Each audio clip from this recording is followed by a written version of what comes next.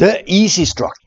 Today we're gonna look at a game where I am playing against an expert. Actually, we're gonna see 3 games against the same expert in the easy structure, the E versus C structure that is so critical for a lot of openings like the Sicilian, the French, the Caro-Can, the Miron, the Queen's Gambit accepted, and so on. It's a structure you will play this structure one side with both colors sometimes in your life, so you better learn. And I learned a lot because I probably got outplayed in all the games. I didn't lose any of them. I'm a tough defender, but it was not easy. And by the way, the easy structure is of course because of this E versus C pawn, not because it's easy to play, because it's definitely not easy to play, but we are trying to establish some rules on how to play this structure. So let's get into it. We are in 2002 in Esbjerg. I'm playing Igor Glek in the North Sea Cup. That's also known as Vesterhavsturnering in Danish. And Glek is he's, by the way, a sympathetic guy. I like him. Probably he was number 3 in the world at some point with 2670. That's probably a little bit too much, but I think also his current rating is not reflecting how well he understands the game. I think maybe he lives a little bit hard to be, if you understand what I mean. Anyway, I like him, but he really understands this structure, and he's one of the big experts, and I think it was probably stupid to go into this against him. This is the French terrace, and this nowadays they put the queen here, so they can develop this bishop without doing other stuff. I think is the current verdict at the moment. But back then this was the main line, and I played this line with black as well. I think it's a good line. I don't think it has any problems. White has to use his development advantage to something, and I'm trying to do that in this game. We're just gonna see the early part of it, and we're gonna go through the later parts pretty fast. This was my system, sort of. It's kind of an interesting way to play. White is going to try to castle this way with the queen, and then put the other rook here, and then try to blast black away. And black is developing, and when white wins the d pawn, king b1. Don't fall for any tricks here. And I took the pawn, got the pawn back, bishop here, and here he played a smart move, bishop d5.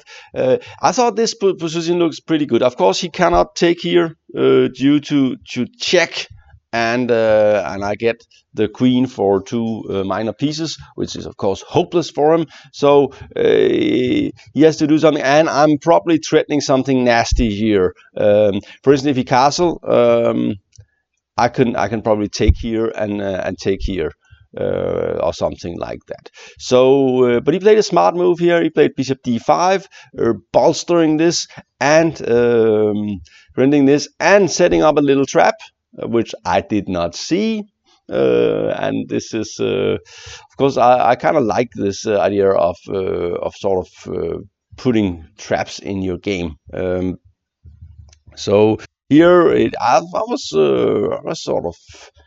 a little bit optimistic here. Maybe I should play something like this move, which is not a bad move at all, and probably white is having a decent attacking position, to be honest. So I would probably prefer to be white in that position. By the way, back then when I was a young aggressive player, I thought that white was better in these structures. I'm not sure anymore. Which is also why it's so fun to make this masterclass in the easy structure. I played this move, and this loses a pawn. And I didn't see that. Of course, I saw that he could take here. I thought that was way too dangerous for him to do that, so I was not afraid of that. But this I did not see. Check and check. No, and queen takes d4, and oops. What is that? I thought that he had to play probably queen d5 check, but here I didn't see that after this normal trick. This move is check. Smart little tactic, and he does not lose his queen, and he's winning. So I had to go back, and he moved his queen. I got the bishop pair. He got a pawn, and it's of course good for him. I managed somehow to trick him in this game. I played this. By the way, he has Glek is a very strong player, but he has big problems with his time management, which is very detrimental to your career if you just don't know how to handle your time. So he often would messes up his good position because he understands the game better than most players, for sure. He's a very creative guy who invented a lot of variations in the King's Gambit, I think in the Leningrad Dodge, and he even got his own opening named after him, the Glek variation in the 4 knights, where he played 4d3.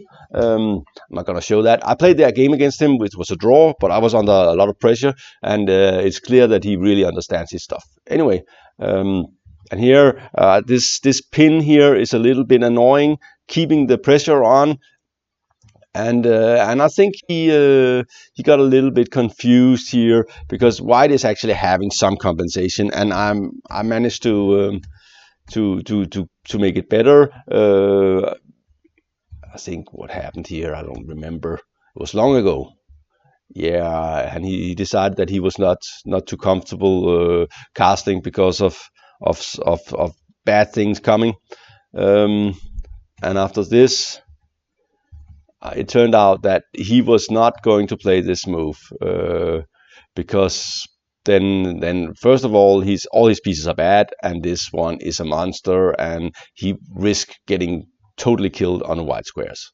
So he played e4. I got a nice ending here. He's got some problems now. So something went wrong for the good Glek in this game. Back then, I was a very opportunistic player. Here, I had this move and thought keeping his pieces very passive, and c4. And this is, by the way, an interesting concept. We see that his rook is out of the game here, so white is trying to win the game on the queen side before he gets this rook out and into the game.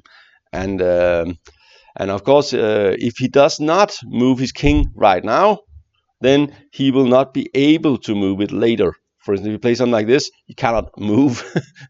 so that would be pretty disastrous, and so he decided he had to go here, and I took the bishop and got the pawn, and this is winning. It took me a long time. Just gonna see it quickly. It will turn into a Fischer ending right here. So we have a Fischer ending where I have a pawn more, and it's on this side, and it took a long time. We're just gonna see it very fast. If you're interested in this game, you can find it. It's Sune, Berg, Hansen versus Glek in 2002. So I'm just gonna show the game. I have some problem with the structure, but the bishop is very good at dominating the knight on these kind of situations. That can put out often a sort of fortress on the black squares, but he often goes into zugzwang, and this is the problem here. He's already into zugzwang. If he allows the king will go and get the pawn forward, and he cannot allow it to go here. He really have problem moving the knight without allowing the king to pass forward. So he's of course trying to exchange some pieces, but that's also allowing the king to go. And even this position is probably I don't know. I'm not sure it's winning, but it's very definitely very. I have a lot of chances to win here because yeah, I'm not sure. I think we got into serious time trouble, and it went something like this.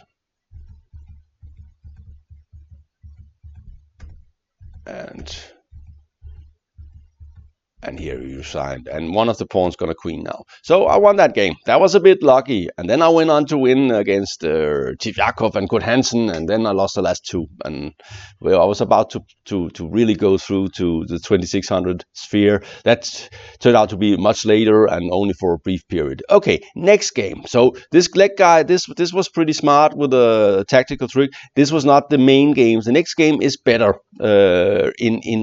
in our perspective. And I think Glek on the way realized that, okay, I'm pretty good in these structures. So it seems, next time we played here, he decided, of course, I was going to be prepared for his queen takes d5 line. So he plays the Rubinstein French, just exchanging immediately. And I was not prepared for that.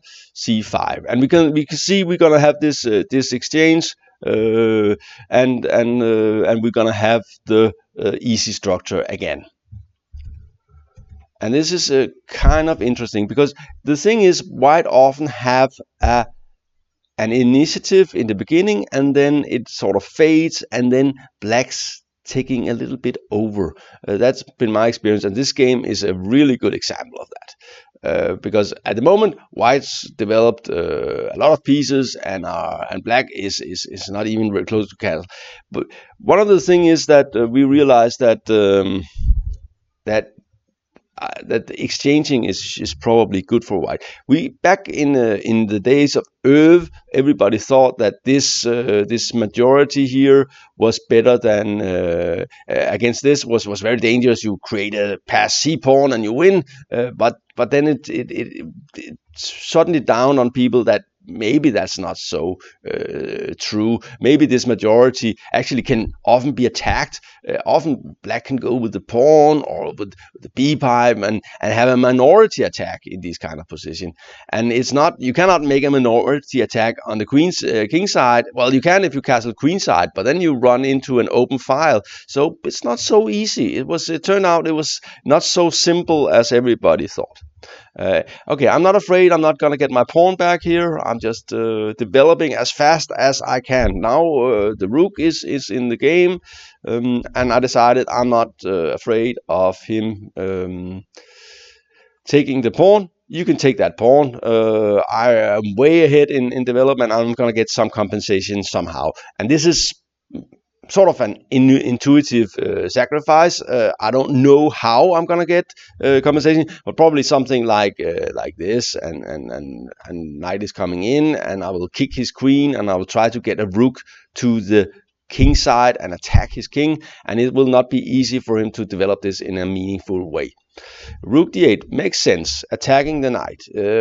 Pretty annoying, and it's not so nice to play this because after this he will later take that pawn and sort of destabilize my pieces in the center. So knight here was not the idea behind my setup, and I already felt a little bit uncomfortable here, and I was cursing myself a little bit for having played e4 again.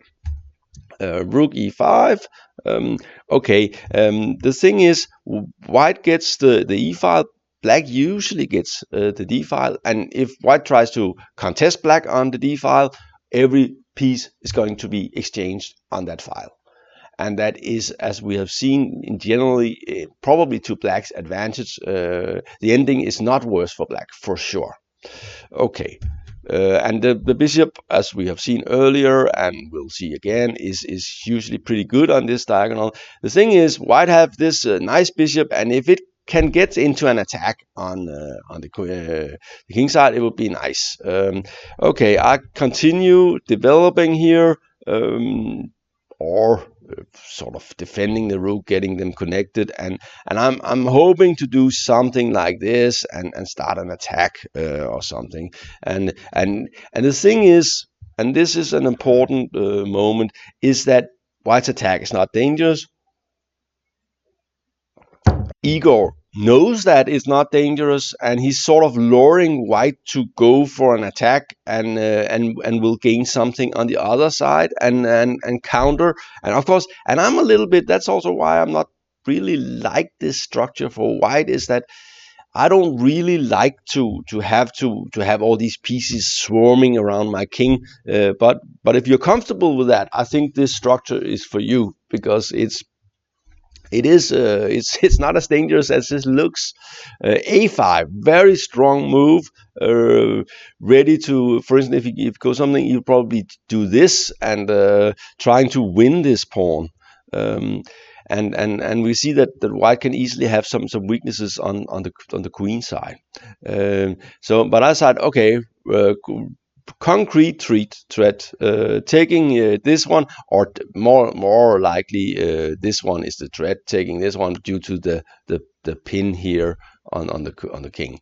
And it's not so easy. Something like this, you might take here and give a check, and win the knight, and you will have, and white will definitely have some compensation and some chances to attack. You could also just go here, or something like that. Anyway, he played h6. Pretty cool. I think he already realized, okay, I will probably always have this resource in a lot of lines, hitting the rook here, hitting the queen, forcing an exchange. He could have probably played that immediately, but I think he was already hoping for more than what that had to offer. So here, and here he plays. I think the best for black is to play this move, hitting the knight, hitting the queen. You cannot take, because he just takes the rook, and the attack is nothing. So white will have to go into the ending with this, and after take, black has a very nice ending. Something like, for instance, this looks pretty good for black. Just having a nice majority, strong bishop, and even a minority attack. So black is simply better, even though white does not have any weaknesses, which is one of the wonders of this structure, and kind of hard to understand, is that you can actually get totally outplayed and without having any weaknesses. It's not like usually something have to give, and then another thing has to give, and then you lose. But not in this structure. You can just be worse without having any notable defaults in your faults in your position. But king f8 is of course very aggressive. He's ready. He's not afraid of anything over here, and he's ready for this move. And he always have the bailout here. And it's kind of also elegant. I played queen here. I had to cover my pawn, this pawn here, and he pushed this pawn. By the way, the a pawn is often coming in Glek's game on this in this structure. He's waiting. He's sizing control, and then he pushed the a pawn. And here he's not gonna allow this one with tempo, so he moves the queen on the first hand. And this move, I'm trying to get my knight into the game. I'm still probably ridiculously dreaming of an attack here. The thing is, if I get the knight here, then I'll have this move, and I'm threatening this move, check. So due to the check on the king and the pin here. So I'm hoping for that. But this one is cold douche, or what do you call it? And he just takes and exchanges this one. And we see this kind of situation is something where you hope you can hold a draw with white. White is in trouble, and you hope that it's holdable, and you're just closing your eyes, and you're defending, and so on. Black has pressure, and he's got a minority attack, and he has got if he can get his majority rolling. And again, white does not have a minority attack, so white has to play with the pieces, which is sort of the key to the structure, is that white have to play with pieces, and if the pieces run out of steam, then your position becomes a little bit unpleasant and unstable. Rook e2, had to defend the pawn, and boop, now another pawn is threatened. And something like this is a typical tactic here. And check. and this one is coming. Oops. So I nobody puts baby in the corner, and unless it has to go there, that was not part of the plan. But White's position is very solid, and one of the key features for White sometimes is just don't get any more weakness. This was a nice move to get in, making some air for the king, and here making some air for the queen. And by the way, there is some X-ray effect on G7, so the knight cannot really move into something really unpleasant. Queen D4.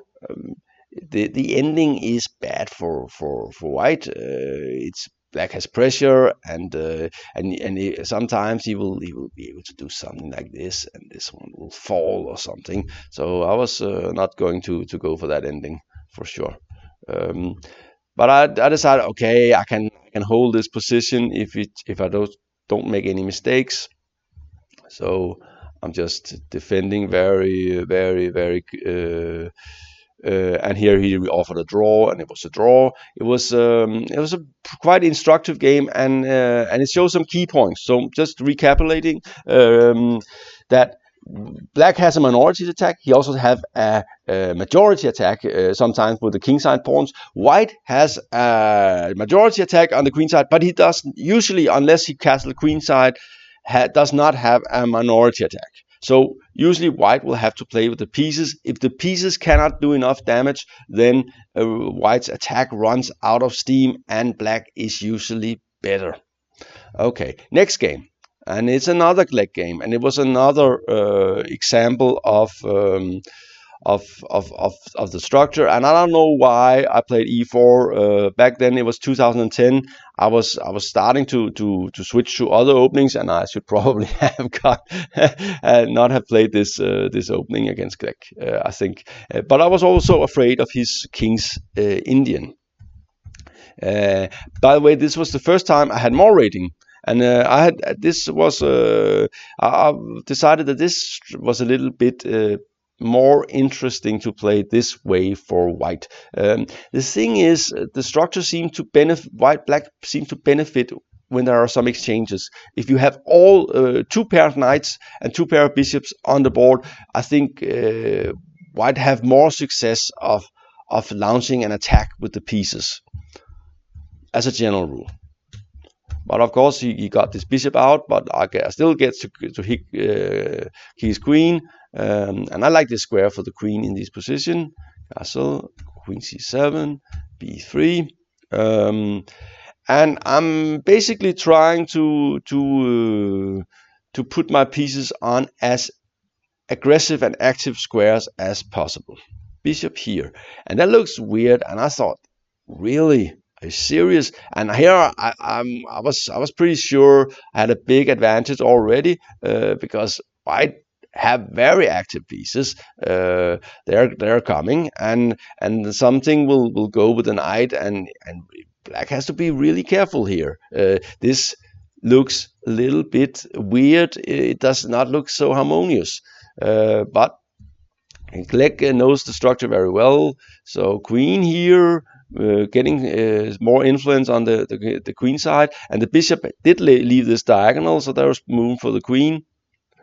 And after this move, boom, he castled queen side.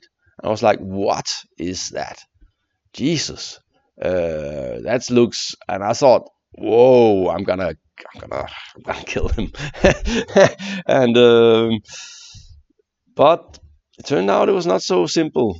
And here I realized that actually he also have an attack, because with this maneuver here, he managed to he's got the knight to go here if there's a b5, but he's also got a lot of pieces on the very important square here, and he's basically threatened this move, which he would like to do. And I got a little bit nervous here, and I thought, okay, this is a Bundesliga match, and I'm not gonna lose. I'm not gonna get mated in. I hate getting mated, and if he gets to play G4, it's gonna be pretty dangerous actually. So I decided, okay, I'm just gonna develop my last pieces. I'm fine here, and we have an ending. And I thought this ending was probably good for me because this pressure here is annoying, and sometimes I can play this move, sometimes I play this move, and I thought I could probably win something, and then came an absolutely outstanding move for black here, which sort of showed that knight e4 was wrong, and I didn't understand the position as well as Igor does, because here black found this move, and that is an excellent move. It's first of all is threatening this one, but it's also ready for this one, which leaves this one in a problem, and so something like this is already pretty spooky for white. And there's also this move. So it turned out that taking on d7 was never really an option. But okay, so I played the bishop back. I'm still threatening here, but now he's got time for f6 and closing the rooks down. I, I I was still under the impression that I had some sort of good initiative, so I pushed the knight and I played rook here, and I thought, okay, still gonna attack you, something like this or something. And then after this move, I got really nervous because it turned out, first of all, this problem, this dynamics is definitely in black's favor, and and yeah, well, it's not so easy this thing, and something like this. You can probably just go here, but you could also go knight e7 and so on. It turned out, so rook h4 was simply a mistake. After h4, he's just getting more time for his move. So I got back. He played e5. So his majority is rolling. This one is a great piece, and black is already clearly better. So this shows just the understanding, and I have to go back. I was this move was threatening, and he pushes the pawn here. And of course, we see that this minority, even if this pawn was here, then maybe black could be a little bit threatened by this stuff. And at the moment, this one just runs into a brick wall and developing, and this move looks pretty annoying to. So and g5, and here I started to pushing all defensive buttons. And I was a little bit happy that he exchanged this. I was more afraid of something, I think, that he said, okay, but of course he was also something like this, simply going for an attack would be very unpleasant. But he decided to exchange one rook, and it's probably not bad, but probably gives me a little bit. And the reason why was that this looks really, really unpleasant, because yeah, you can't really do something like this is or maybe f5 followed by e4, and I might actually lose something, and all very unpleasant. Okay, I had to get out of the pin so I could move the knight, but then come ace3. Not funny at all. And by the way, it's nice that this was not this is not so clear. This bishop will become strong, and this bishop will come bad. So it's something you should not probably not do, even though this structure is ugly as sin. A3 here, and here black is still better, but I had this move. I had maneuvering here. I managed to draw this. White is a little bit on the ropes, but it's holdable, and I managed to exchange a lot of pieces. And here, even though it's still black who's pressing,